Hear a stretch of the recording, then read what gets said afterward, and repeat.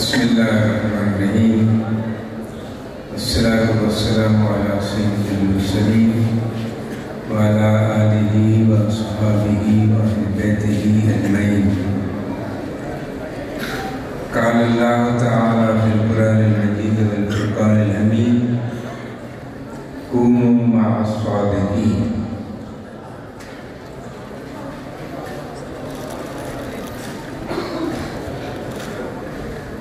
ہمارے لیے بڑے اعزاز کی بات ہے اور بڑے خوشی کا مقام ہے کہ آستانہ عالیہ میرا شریف کے مسند فخر کے باعث اور زینت حضرت صاحبزادہ پروفیسر فاروق احمد صاحب رونق افروز ہیں اور ہمیشہ کی طرح شفقتوں اور محبتوں کی عنایات ان کی ہمارے شامل حال رہتی ہیں۔ ہماری ہر تقریب میں شفقت فرماتے ہیں، ہماری دلجوئی کرتے ہیں، حوصلہ افزائی کرتے ہیں۔ ہم تہ دل سے ان کے ممنون ہیں اور سارے ادارے کی طرف سے، ناظم ادارہ کی طرف سے ان کی خدمت میں ہدیہ تشکر پیش کرتے ہیں۔ 11 تریکت ایک آیت مقدسہ کا کچھ حصہ میں نے آپ کی خدمت میں پیش کیا، سنایا آپ کو، اور اکثر علماء سے اس بارے میں آپ خطابات سنتے رہتے ہیں۔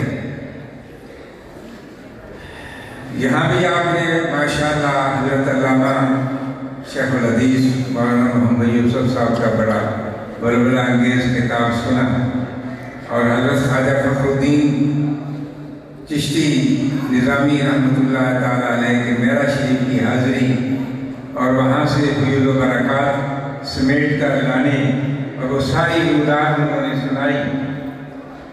اب اس کے دہرانے کا وقت نہیں ہے، بلکہ میں ایک اور پہلو سے چند گزارشات اپنے پیر بھائیوں کی خدمت میں پیش کرنا چاہتا ہوں کہ اللہ رب العزت نے ہمیں یہ کیوں حکم فرمایا، کونوا مع الصادقین، سچوں کے ساتھ ہو جاؤ، جو سچے ہیں، جو قول و فعل کے سچے ہیں، جو کردار کے سچے ہیں،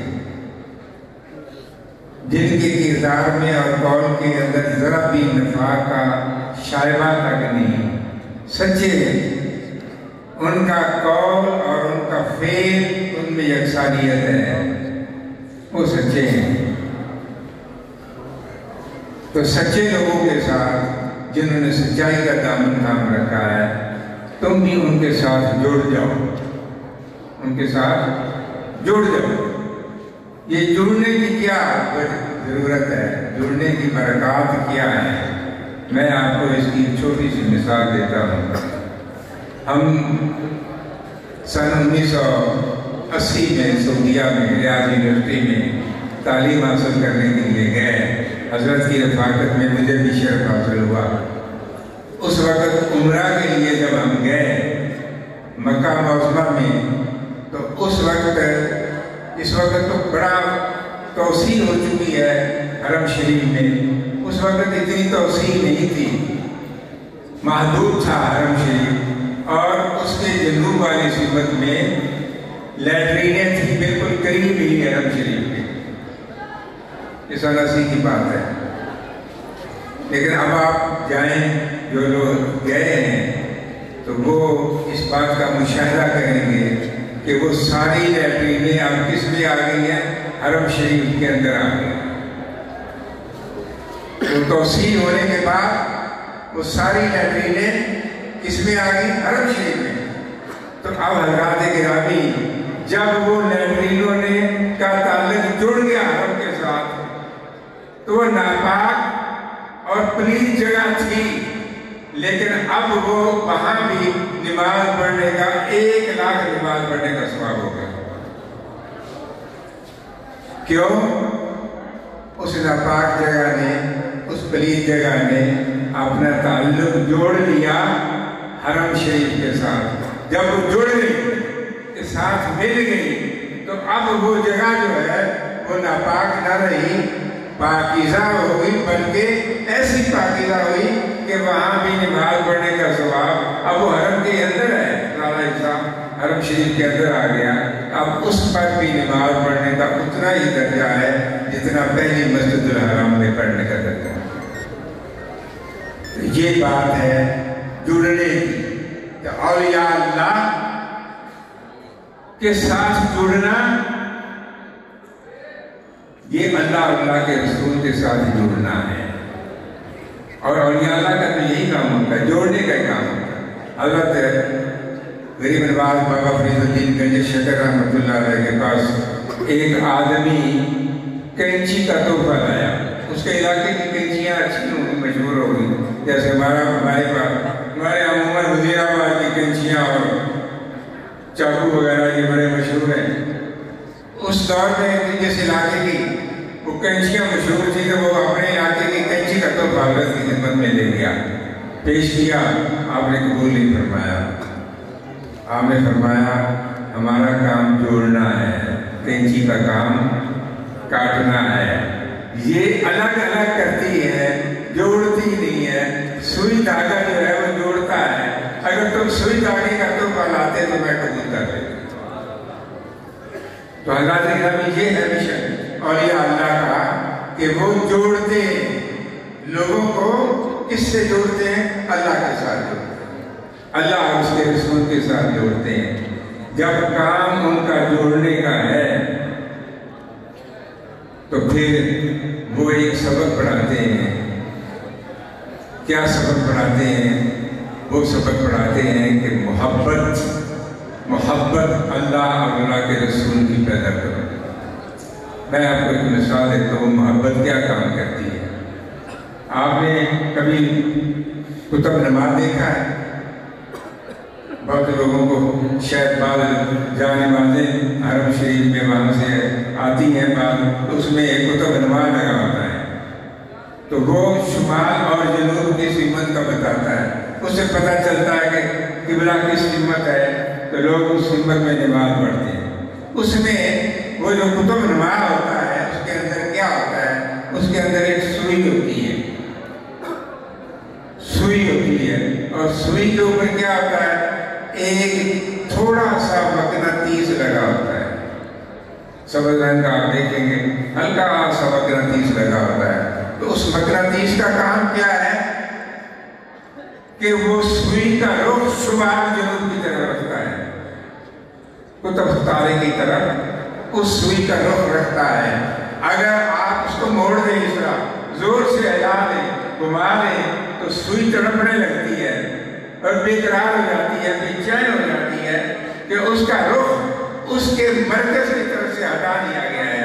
اس وقت وہ بے چین ہو جاتی ہے. آپ دیکھیں گے کوئی سوئی تیزی سے ہلنے لگتی ہے. جب اس میں ٹھہراؤ آتا ہے تو وہ پھر اپنا رخ کر لیتی ہے قطب کی طرف. اور یا اللہ کیا کرتے ہیں؟ ہمارے دل کی سوئی ہے اس پر محبت رسول کا مقناطیس لگا دیتے ہیں. وہ اللہ کی محبت، اللہ کے رسول کی محبت کا مقناطیس لگا دیتے ہیں. اور اس کا کام یہ ہوتا ہے کہ آدمی دنیا کے کاروبار میں ادھر ادھر الجھا ہوا ہے لیکن وہ بے چین رکھتی ہے دل کی سوئی کو کہ نہیں، تو اپنا رخ اللہ کی طرف رکھ، اللہ کے رسول کی طرف رکھ.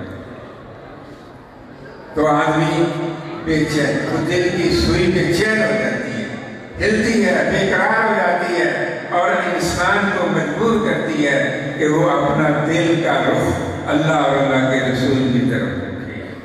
وہ انسان پھر جستجوئے خوشنودی رسول میں لگ جاتا ہے کہ کس طرح مجھے اللہ اور اللہ کے رسول کی خوشنودی ملے، جس سے اللہ بھی راضی ہو، اللہ کا رسول بھی راضی ہو. اس کے سارے عملوں کا محور اور مدار کیا بن جاتا ہے؟ اللہ کی چاہت اور اللہ کے رسول کی چاہت. وہ اپنی چاہت کو اپنی آرزوؤں کو، اپنی تمناؤں کو، اپنی پسند کو اللہ اور اس کے حبیب کی پسند میں، اس کی چاہت میں اور اس کی خواہش میں گم کر دیتا ہے۔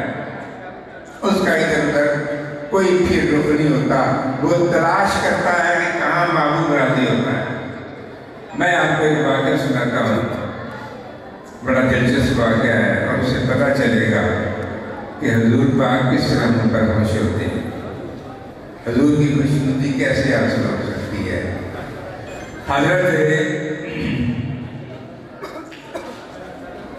وقت تھا حضرت حمزہ حضور کے چچا، پیارے چچا، سگے چچا تھے، بھی مسلمان نہیں ہوئے تھے، شکار کو گئے ہوئے تھے، بڑے بہادر تھے۔ ان کی عدم موجودگی میں حضور بازار میں نکلے، گلی میں نکلے، آگے ابو جہل مل گیا، اس کے اندر عداوت کی آگ بھڑک اٹھی، اس نے ایک پتھر اٹھایا اور زور سے حضور کے سر پر دے مارا، آپ کا سر مبارک زخمی ہو گیا۔ اس سے لوگوں کی پتلی سی لکیر نیچے گرنے لگی۔ آپ تو صابر تھے، خاموش ہو گئے، گھر کی طرف واپس چلے گئے۔ حضرت حمزہ رضی اللہ عنہ کی ایک لونڈی کنیز خادمہ وہ دیکھ رہی تھی، بے قرار ہو گئی، بے چین ہو گئی، پریشان ہو گئی، گھر واپس چلی گئی، روتی رہی۔ حضرت حمزہ شام کو واپس آئے، آ کر دیکھا کہ ان کی خادمہ بڑی غمگین بیٹھی ہے۔ کہا اللہ کی بندی تجھے کیا ہوا ہے؟ اس نے کہا کہ آپ جیسا بہادر قریشی سردار ہو اور اس کے بھتیجے محمد صلی اللہ علیہ وسلم ابو جہل اس طرح مارے، میں تو برداشت نہیں کر سکتا، آپ برداشت کر لیں گے؟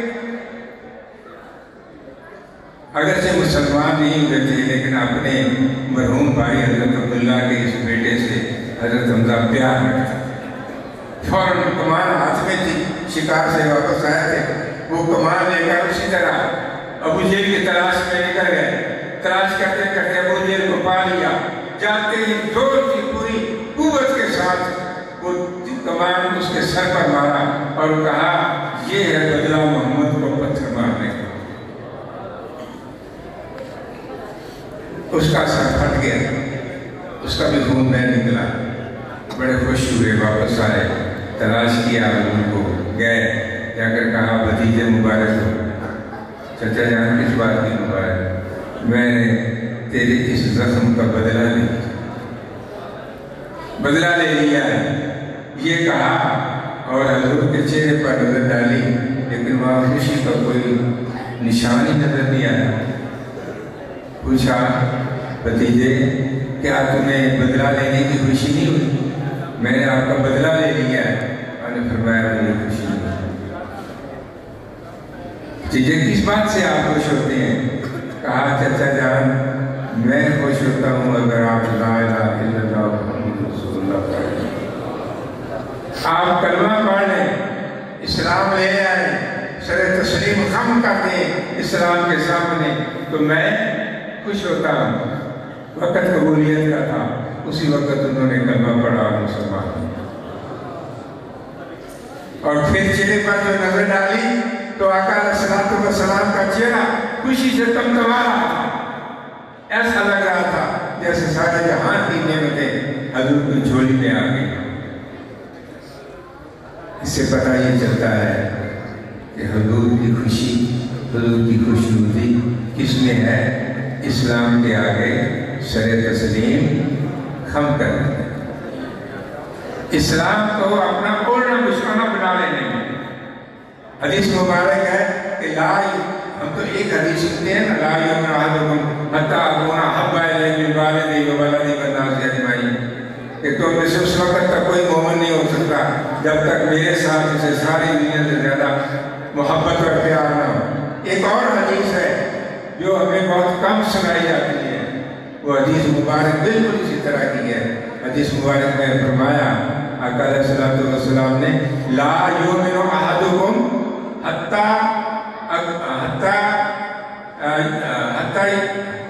حتی یکون ہواہ طمعا لما جئت بہ، حتی یکون ہواہ طمعا لما جئت بہ، کہ اس وقت تک اس کا ایمان کامل نہیں ہوتا جب تک اس کی خواہشات، اس کی مرضیاں میری خواہش میری مرضی میں گم نہ ہو جائے، جب تک اس کی پسند میری پسند میں، اس کی خواہش میری خواہش میں، اس کی آرزو میری آرزو میں، اس کی تمنائیں میری تمنائیں نہ بن جائیں، اس وقت تک وہ اس کا ایمان کامل نہیں ہو سکتا۔ ہم مرضی بھی اپنی کریں، کام بھی وہ کریں جس سے آقا علیہ السلام نے منع فرمایا ہو، اور پھر دعویٰ بھی کریں کہ ہم عاشق رسول، ہم محبان رسول ہیں، اور جو بھی برائیاں ہیں معاشرے کی وہ ساری ہم کریں، رشوت بھی لیں، کرپشن بھی کریں، لوگوں کے حقوق بھی طلب کریں، رشتہ داروں کے حقوق بھی طلب کریں، سب کچھ کریں، اور پھر ہم نے ایک تدبیر بنا رکھی ہے اپنی بخشش کی، کیا ہے کہ عمرے پر چلے، عمرہ کر لیا جی، بڑھتی بڑی جو کچھ کیا ہو بچت ہوگی، بخشش ہوگی، داتا صاحب پر جا کر دیگیں چڑھا دی، مزارات پر حاضری دے لی تھی، بس جی اللہ والے راضی ہو گئے، اب میں نے وہاں دیگ چڑھا دیا، لوگوں کا جو حق کھایا ہوا ہے، غصب کیا ہوا ہے، ناجائز کام کیے ہوئے ہیں، ہم سمجھتے ہیں کہ وہ سارے جائز ہو گئے، سب درست ہو گئے۔ نہیں، آقا علیہ السلام نے فرمایا لا یؤمنو، وہ ایمان ہی نہیں اس کا، کامل مومن ہی نہیں ہے جب تک اس کی خواہشات اور تمنائیں میری خواہشات کے تابع نہ ہو جائیں، تابع نہ ہو جائیں۔ ابھی آپ سن رہے تھے صحابہ کرام رضوان اللہ تعالی اجمعین کا ایک ایک لمحہ اس بات کی عکاسی کرتا ہے کہ انہوں نے اپنا سب کچھ قربان کر دیا تھا، مال بھی، دولت بھی، گھر بار بھی، جائیداد بھی، رشتہ داریاں بھی، اور اپنی آرزویں بھی، اپنی خواہشات بھی، اپنی پسند بھی۔ حضرت البید کا واقعہ بڑا مشہور ہے، حضرت البید حضور کے صحابی تھے، عمر ڈھل رہی تھی لیکن ابھی شادی نہیں کی، بڑا عزیزان گرامی دلچسپ واقعہ سننے والا ہے۔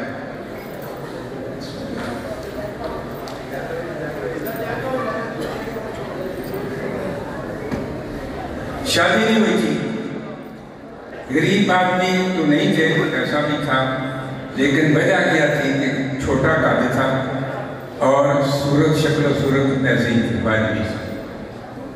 میں صحابی رسول ہیں یہ تو نہیں کہہ سکتا کہ بدصورت تھے، لیکن خوبصورت لوگوں میں شمار نہیں ہوتے تھے رنگ و روپ کے لحاظ سے، تو اس لیے ان کو کوئی خاتون قبول نہیں کرتی تھی۔ ایک دن مسجد نبوی میں بیٹھے حضور کی بارگاہ میں، حضور نے دیکھا کہ بڑے افسردہ ہیں، انہیں بلایا اپنے پاس، پوچھا جلوید کیا بات ہے، شادی ہوئی ہے یا نہیں ہوئی؟ اس نے کہا حضور مجھ جیسے بندے کو کون رشتہ دیتا ہے، شادی نہیں ہوئی۔ اور فرمایا اس طرح کرو، فلاں آدمی کے گھر جاؤ، وہ میرے پاس آیا تھا اپنی بیٹی کے رشتے کے لیے، اس نے بات کی تھی، تو تم جاؤ، میرا سلام بھی دو، اور انہیں کہو کہ رسول اللہ صلی اللہ علیہ وسلم نے مجھے طلب رشتہ کے لیے تمہارے یہاں بھیجا۔ حضرات گرامی توجہ کرنی کیجیے، وہ کیا، جا کر اس نے جا کر میاں بیوی کو جا کر بات کی، سلام پہنچایا اور کہا کہ میں آپ کی بیٹی کا رشتہ لینے آیا ہوں۔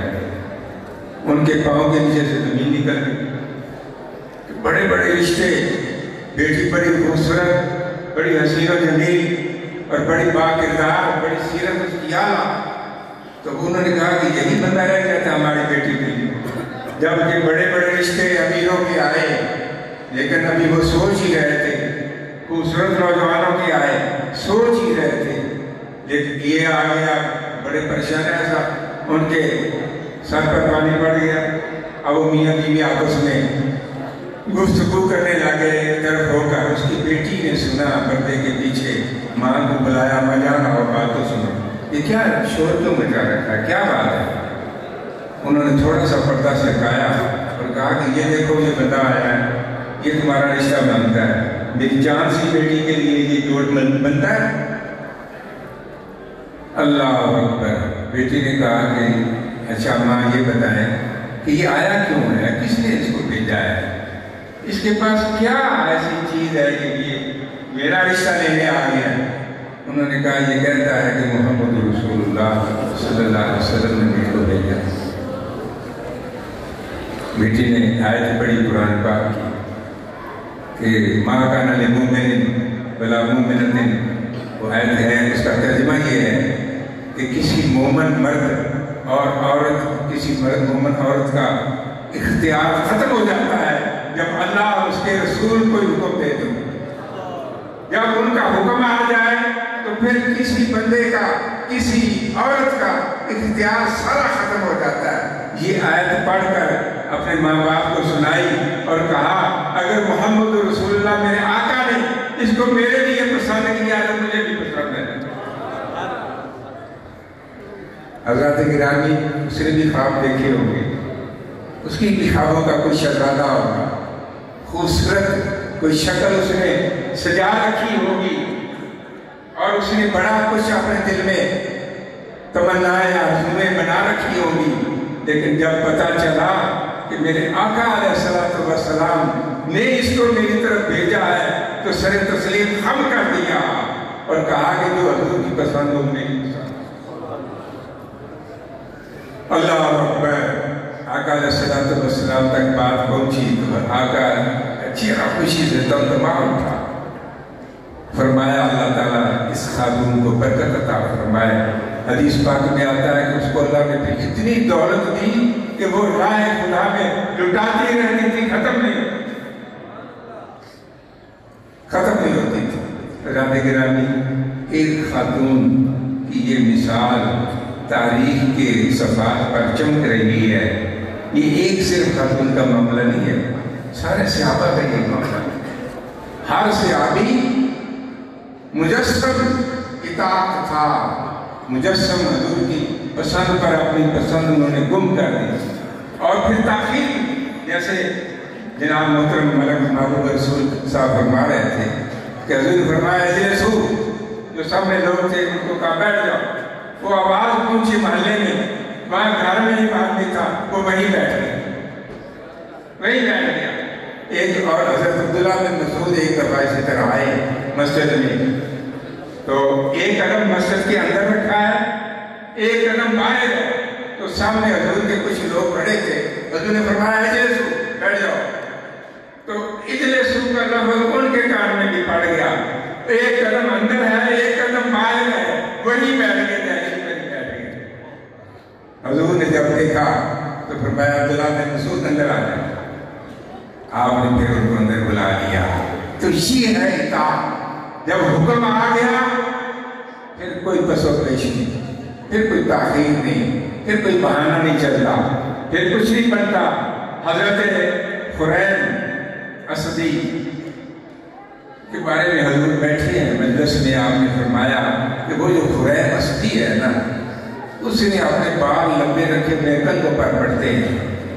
وہ اگر بال اس کے چھوٹے ہوتے نا, اور دوسرا اس کے جو تہمت ہے نا وہ ٹخنوں کے نیچے ہوتا ہے, زمین کو پھسلتا ہے. فرمایا کہ یوں کام اس کے دو نہ ہو, بال اس کے کندھوں کا نہ ہو, چھوٹے ہو, اور دوسرا اگر اس کے تہمت نیچے نہ ہو تو بندہ بڑا اچھا ہے, بندہ بہت خوب ہے. یہ اس کی عدم موجودگی, وہ موجود نہیں تھا. عدم موجودگی میں حضور نے ارشاد فرمایا, کسی نے جا کر خبر دے دی. انہوں نے ایک لمحے کا انتظار نہیں کیا, اسی وقت کینچی پکڑی, اپنے بال کاٹ کر کانوں کے برابر کر لیے اور فوراً تہنا بھی اپنا اوپر کرتے باندھ لیا. ایک لمحے کی تاخیر نہیں کی اطاعت. تو حضرات گرامی, یہ ہے صحابہ کرام کا کہ کوئی ایک لمحہ بھی وہ تاخیر دوبارہ نہیں کرتے تھے. آقا علیہ السلام کی خوشنودی کی جستجو میں ہر وقت لگے رہتے تھے, دیکھتے تھے کہ کس طرح ہمارے آقا خوش ہوتے ہیں. اور حضرات گرامی یاد رکھیے, اگر ایک طرف حضور کا حکم آ جائے, اس کے مقابلے میں ہم اپنی مرضی کریں اور سمجھیں کہ ہم بڑا نیکی کا کام کر رہے ہیں, وہ قبولیت نہیں ہے. اس نیکی کی ان پکائی دیگوں کی کوئی قبولیت نہیں ہے۔ اس عمرے کی جو حرام کی کمائی سے عمرے کیے جاتے ہیں، ناجائز کمائی سے عمرے کیے جاتے ہیں، مزاروں پر چڑھاوے چڑھائے جاتے ہیں، خدمت کی جاتی ہے، وہ دین میں جو کچھ بھی ہے لیکن وہ قبولیت نہیں ہے۔ اس کی ایک میرے پاس ثبوت ہے۔ حضرت عبداللہ بن رواحہ، آقا علیہ السلام نے ان کو بھیجا ایک جنگی مہم پر کہ صبح سویرے اپنے لوگوں کے ساتھ جنگی مہم پر نکل جائیں۔ جمعے کا دن تھا، ان کے ذہن میں خیال آیا کہ آج جمعہ ہے، مسجد نبوی کا جمعہ ہے، پھر آقا علیہ السلام کے ساتھ جمعہ پڑھوں گا تو جمعہ پڑھ کر میں پھر چلا جاؤں، پھر تین رفتار میرے پاس اتنی ہے تو میں یہ ساتھی جلدی نکل جائیں گے، میں بعد میں ان کو جا ملوں گا۔ وہ ٹھہرے، جمعہ انہوں نے حضور پاک صلی اللہ علیہ وسلم کے ساتھ پڑھا۔ عبداللہ بن رواحہ، آقا علیہ السلام نے دیکھ لیا، نماز کے بعد آپ کو بلایا، عبداللہ باسن وہ لوگ جو صبح گئے تھے تم ان کے ساتھ کیوں نہیں گئے؟ یا رسول اللہ آج جمعہ تھا، میں نے چاہا کہ جمعہ کا ثواب لے آپ کے ساتھ، جمعے کا ثواب بھی مل جائے گا اور پھر میں تیزی کے ساتھ ان کے ساتھ جا بھی لوں گا۔ اب جواب غور سے سننا ہے حضرات گرامی۔ آپ نے فرمایا عبداللہ وہ تم اگر ساری دنیا کے زمین آسمان کے سارے خزانے خرچ کر دو تو ان لوگوں کی فضیلت کو نہیں پہنچ سکتے جو میرے حکم پر فوراً روانہ ہو گئے تھے، جو میرے حکم پر اطاعت کرتے ہوئے وہ فوراً روانہ ہو گئے تھے۔ ساری دنیا کے خزانے اکٹھے کر کے تم راہ خدا میں خرچ کر ڈالو، تم ان کے اجر کو اور ان کی فضیلت کو نہیں پا سکتے۔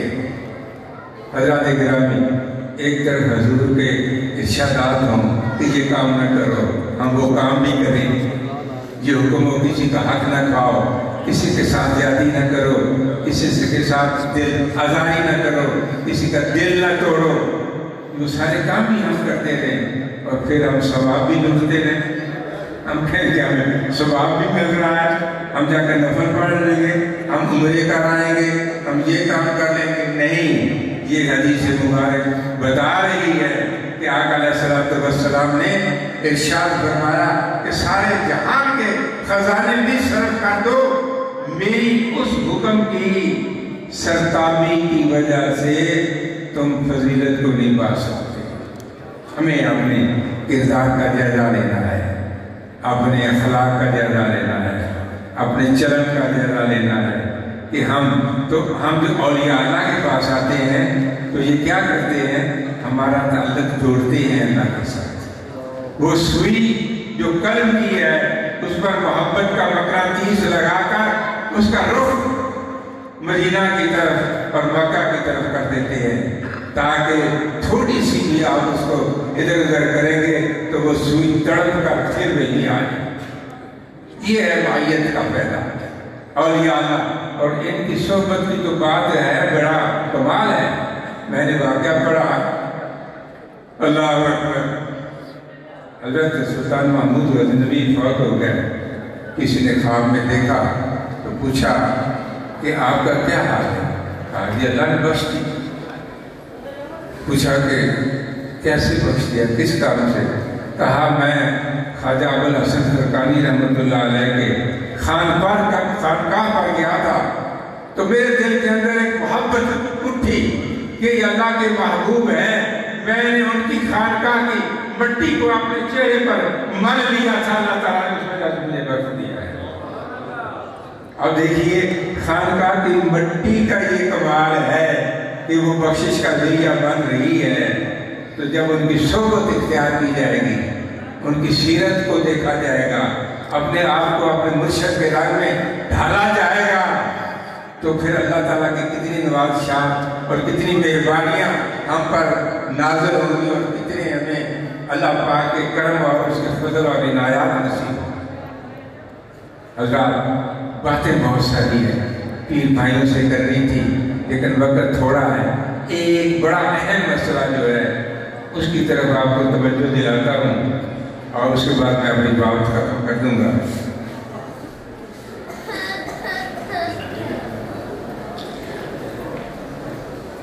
آپ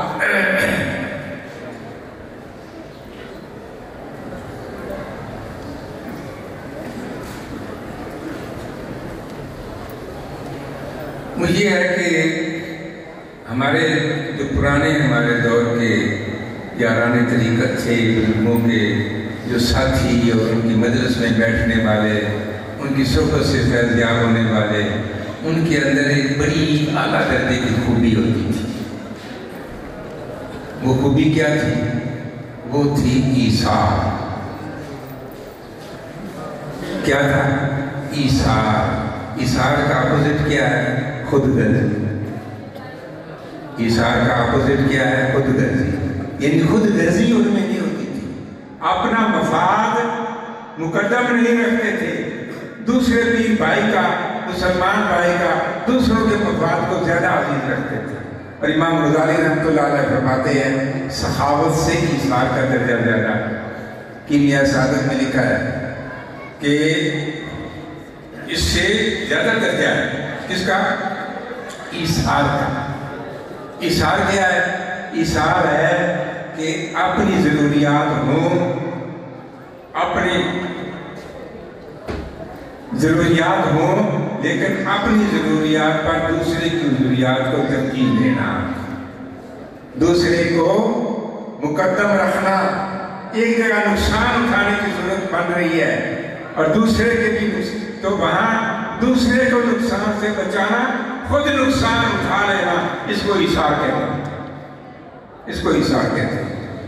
تو حضرت امام غزالی فرماتے ہیں کہ ایثار کا درجہ سخاوت سے بڑا۔ سخی کا مقام پتہ ہے کیا ہے؟ السخی و حبیب اللہ۔ سخی کیا ہوتا ہے؟ اللہ کا محبوب ہوتا ہے، اللہ کا پیارا ہوتا ہے۔ اللہ کا محبوب کون ہوتا ہے؟ سخی۔ جو سخی ہے اس کے اعمال میں اگر کوئی کمی پیشی بھی ہو تو اس کے لیے جنت کی بشارت ہے۔ لیکن امام غزالی فرماتے ہیں کہ اس سے بھی اونچا ایک درجہ ہے، وہ کیا ہے؟ وہ ہے ایثار کا۔ کیونکہ سخی وہ ہوتا ہے جس کے پاس ڈھیر دولت ہوتی ہے اور وہ لٹاتا ہے، اپنی بھی ضرورتیں پوری کرتا ہے اور دوسروں کو بھی دیتا ہے۔ لیکن ایثار کیا ہے؟ اتنا کچھ ہے کہ مشکل اس کی اپنی ضرورت پوری ہو سکتی ہے، لیکن اپنی ضرورت کو اسے کچھ ڈال دیتا ہے، دوسرے کی ضرورت پوری کرتا ہے۔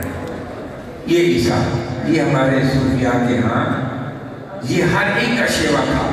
سارے پیر بھائی اس میں اس صفت سے متصف تھے کہ وہ اپنی مقدم نہیں رکھتے تھے، دوسرے کے فائدے کو مقدم رکھتے تھے۔ اور صوفیاء کا شیوا حتیٰ کہ وہ جان تک دوسرے پر قربان کر دینے کے لیے ہر وقت تیار رہتے تھے۔ حضرت داتا علی حجویری رحمۃ اللہ علیہ نے اپنی کتاب کشف المحجوب میں ایک واقعہ لکھا ہے، وہ واقعہ بیان کر کے میں ختم کرتا ہوں۔ تو واقعہ، اس واقعہ میں وہ فرماتے ہیں کہ میں نے زیارت کی ہے ابو الحسن نوری رحمۃ اللہ علیہ۔ داتا صاحب نے بہت سارے اولیاء اللہ کا کشف المحجوب میں ذکر کیا ہے اور بڑے وقت کے اولیاء، بڑے بڑے جلیل القدر اولیاء اللہ سے ان کی ملاقاتیں ہوئی۔ کہتے ہیں کہ ابو الحسن نوری سے میری ملاقات ہوئی، ان کے بارے میں آپ نے پھر وہ ایثار کے باب میں آپ نے لکھا ہے واقعہ کہ اس دور میں 3 بزرگ بڑے چوٹی کے بزرگ تھے۔ حضرت رویب تھے، حضرت ابو الحسن نوری تھے اور ایک اور بزرگ تھے، 3 بزرگ تھے اور ان کی دنیا بڑی موجود تھی، لوگوں کا جمگٹا لگا رہتا تھا۔ ان کا بادشاہ کا ایک وزیر تھا، وہ بڑا حسد کرتا تھا، بڑا دکھ کرتا تھا کہ لوگ ان کے پاس کیوں جاتے ہیں۔ وہ بادشاہ کے کام کرتا رہتا، بادشاہ کا یہ جو ہے ان کا عقیدہ بڑا غلط ہے، یہ بڑے فتنہ پرور ہیں، یہ لوگوں کو گمراہ کر رہے ہیں، ان کے یہ باتیں ہیں۔ وہ اپنی طرف سے گھڑ گھڑ کر باتیں بادشاہ کو سناتا اور بادشاہ کے کام کرتا، مشتعل کرتا۔ آخر ایک دن بادشاہ بڑا مشتعل ہو گیا، بادشاہ نے کہا تینوں کو گرفتار کر کے لے آؤ، گرفتار کر کے لے آئے۔ جب وہ آ گئے تو بادشاہ نے حکم دیا کہ ان کی گردنیں اڑا دو، جلاد کو کہا کہ ان کی گردنیں اڑا دو۔ اب وہ بٹھا دیا گیا ان کو، جلاد کو لے گیا ان کو ایک سمت جا کر ان کو بٹھا دیا۔ اب حضرت رویل جو تھے وہ پہلے بیٹھے ہوئے تھے، دوسرے نمبر پر دوسرے بزرگ تھے، اور تیسرے نمبر پر حضرت ابوالحسن نوری تھے۔ جب اس نے تلوار نکالی اور وہ پہلے آدمی پر تلوار چلانے لگا تو حضرت ابوالحسن نوری اپنی جگہ سے اٹھ کر پہلے نمبر پر آ کر بیٹھ گئے، پہلے نمبر پر آ کر بیٹھ گئے۔ جلاد نے کہا عجب بات ہے، یہ کوئی تماشا لگا ہوا ہے کہ تم نے وہاں سے بھاگ کر یہاں آ کر بیٹھ گیا، تمہیں پتہ نہیں کہ میں نے تلوار نکالی ہے، میں ابھی گردن اڑا دوں گا۔ انہوں نے کہا کہ بات یہ ہے کہ ہم ایثار کرنے والے لوگ ہیں، اب میرے پاس اور تو کچھ نہیں بچا، دنیا کی کوئی اس وقت یہاں تو کچھ بھی نہیں ہے، اس وقت کچھ سانس ہے جو میرے پاس ہے، تو میں چاہتا ہوں کہ وہ اپنے بھائیوں پر ایثار کر، وہ اپنے بھائیوں پر ایثار کر دوں۔ ہو سکتا ہے کہ بادشاہ کا ارادہ بدل جائے، میرے قتل کے بعد ہو سکتا ہے یہ بچ جائے، زندہ رہے، اور میں اپنی جان اپنے اس بھائی پر قربان کرنا چاہتا ہوں، وہ چند سانس جو میرے بچ گئے ہیں میں اس پر قربان کرنا چاہتا ہوں۔ جلاد ہکا بکا رہ گئے، حیران ہو گئے، اس نے بادشاہ کو بتایا، بادشاہ سلام یہ تو عجب لوگ ہیں، اس طرح کا معاملہ پیش آیا ہے، تو میں گردن اڑانے لگا ہوں تو وہ تیسرا بندہ جو بھاگ کر آ کر بیٹھ گیا اور گردن آگے کر دی، کہا پہلے مجھے مارو۔ بادشاہ نے کہا کہ بڑی عجیب بات ہے، چیف جسٹس کو بلایا اور بلا کر کہا کہ ان کو لے جاؤ، جا کر ان کے عقائد معلوم کرو، پتہ کرو کہ یہ لوگ کون ہیں، کیا کرتے ہیں، ان کے کیا عقیدے ہیں۔ وہ چیف جسٹس ان کو لے گیا، اس نے جا کر جب باتیں پوچھی تو وہ ہکا بکا رہ گئے، حیران ہو گئے۔ اس نے بادشاہ کو رپورٹ لی کہ بادشاہ سلامت تیری بادشاہی تو ان کی برکت سے چل رہی ہے، یہ بد عقیدہ نہیں ہے، ان کی برکت سے تیری بادشاہی چل رہی ہے، اور یہ تو بڑے اعلیٰ، اگر یہ توحید پرست نہیں ہے اور یہ بد عقیدہ ہے تو دنیا میں کوئی بھی صحیح عقیدہ نہیں ہے، کوئی بھی صحیح عقیدہ نہیں ہے۔ بادشاہ نے اسی وقت ان کو بلایا، بلا کر ہاتھ جوڑے، معذرت کی اور انہیں پھر خلعت دے کر رخصت کر دیا۔ تو حضرات گرامی یہ جان تک اپنے بھائی پر قربان کرنے کے لیے تیار ہو جاتے تھے، سانسوں کا بھی اصلاح کرنے کے لیے تیار ہوتے تھے۔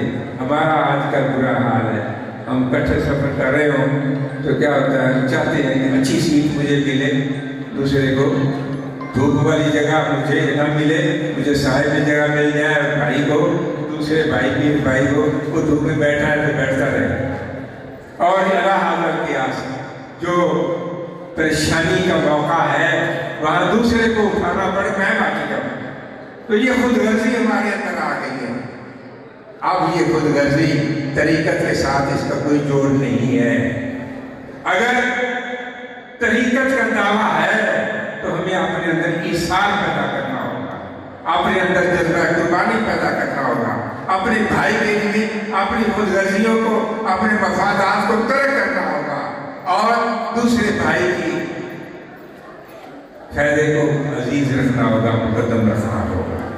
حضرات گرامی میں اپنی ساری اس گفتگو کو سمیٹتا ہوں وقت کی قلت کی وجہ سے، اور میں شکر گزار ہوں سارے علماء کا، مہمانان گرامی کا، سارے عزیز طلباء کا، انہوں نے بڑے منظم طریقے سے ان ساری تقریبات میں حصہ لیا، اساتذہ کرام نے بڑے منظم طریقے سے سارے ارینج کیا، اور شب بیداریاں کر کے صبح اور شام قربانی دے کر انہوں نے اس مجلس کو بارونق بنایا۔ سارے احباب کا بھی شکریہ، مہمانوں کا بھی شکریہ، اور سارے طلباء کا بھی شکریہ کہ انہوں نے توجہ سے ہماری باتیں سنی اور یہاں بڑے حوصلے کے ساتھ بیٹھے رہے۔ اللہ رب العزت ہم سب پر اپنا فضل و کرم فرمائے، اور ہمیں کونوا مع الصادقین کی جو سچا نقشہ ہے وہ ہمارے اندر پیدا کرنا۔ وآخر دعوانا الحمدللہ۔